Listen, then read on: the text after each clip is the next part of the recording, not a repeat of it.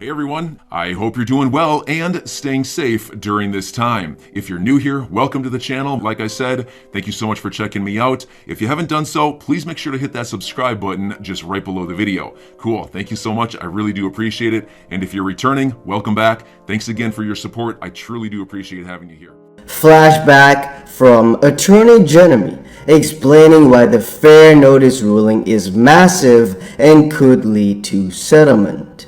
Now, for those of you that do not know, Ripple/XRP just got into a very important phase, I would say, where the motion to strike the fairness defense had been denied. And a little while ago, Jeremy Hogan explained why it is so important. And so let's quickly... Super important thing I want you to understand about the fair notice defense. I think Ripple's argument that its sales of XRP were not a security are stronger than its fair notice defense, but I think the fair notice defense might be more important, and here's why. The U.S. follows the rule of stare decisis, meaning that rulings from upper courts control the lower courts. The Kick Interactive case is from a same-level court, so it's persuasive authority, but it's not binding. If the ruling was from an appellate court, which is a higher court, the ruling would be binding on the Ripple court, which is a lower court. So if Ripple wins on the fair notice defense, it becomes persuasive authority for any crypto company the SEC sues from this point forward. If the fair notice defense survives and Ripple wins, the SEC is going to have an uphill battle winning any other lawsuits. Then again, guys, remember what we said before.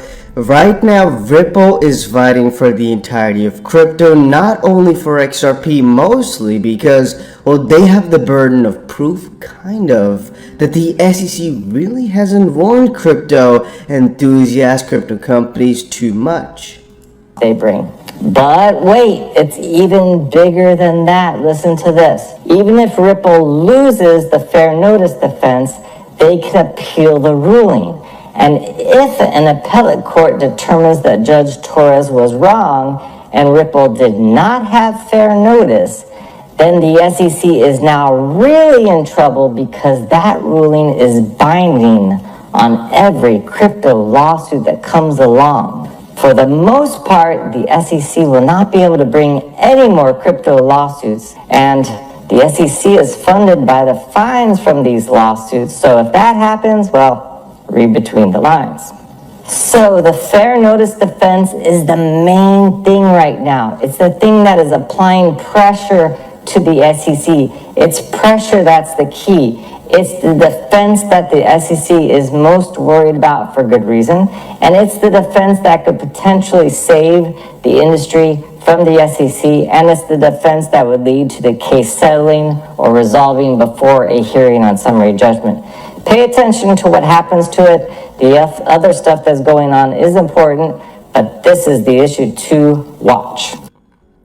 You gotta love this man. You gotta love this man. Look at the information that he can provide to us. I mean, really, without him, I don't know where we would be, purely because the lawsuit is so difficult to understand, specifically all these smaller decisions. And Jeremy Hogan makes it so easy for us all. So once more, this decision was very important. And I actually saw a little bit of a caveat. Somebody said, I swear, Ripple could announce a settlement that includes clarity. And I'm still not sure that XRP would go on a run. You would think after yesterday's news, we would have pumped to over $1, but nope, not this stubborn little coin. Good thing I know it's the standard. So it's a caveat, but it's still meant in good faith. I have a really important announcement on that, and I think personally, the XRP price is really undervalued right now, mostly for how far we've gotten in the lawsuit. And what I mean with that is, if people really understood what's going on, I think way more people would be heavily invested in this crypto. Again, this is not my advice for you, not financial advice, but this is my thoughts. But since the majority of people find this lawsuit hard to understand, and you might say, but Jeremy Hogan gets 150,000 views per video. Yes, but there's a difference between somebody clicking and watching and then fully understanding and then also having the money to back it up. So there's actually a really small amount of people, specifically if you compare it to the tens of millions of people that are into crypto right now. From that perspective, well, I honestly believe it is just undervalued for that reason. People are not understanding how big the announcements actually are. And I don't think the same will go for a settlement, because this is all intermediary. A lot of people, I would say 99% of the people in not an XRP already, don't really care. It's only the XRP community that cares. And so we are just buying a little bit bigger bags because we're more faithful. But I would say that the majority of people in the XRP community have their bags filled because we already believe they will win. It is mostly the people outside of our little basket that are going to have to invest. And they're not going to do that because of a small announcement like this. It's nice, but this is mostly for within the community. I honestly think the bigger announcement is going to be the settlement or the relistings, where there's just going to be a ton of capital and a ton of people who are not in the space before that are going to be buying in because of that. So that is going to be an amazing time. Now, once more, guys, this defense was just huge. Remember, it's not all of a sudden won, but they can win on fair notice. And as I've said before, I personally think this was already a Ripple victory at the end, because, well, if the judge was looking at, this is not the truth officially, but this is how I see it. If the judge looked and said, there's definitely a chance the SEC didn't give fair notice, otherwise she would have striked it down, I'm already seeing that as a really, really positive thing, but I know I shouldn't take it too far. Alright, we're going to go on a rapid pace because I don't have too much time right now. There's right now a very big announcement in Europe, or the EU I should say specifically, to ban proof of work because of the energy consumption.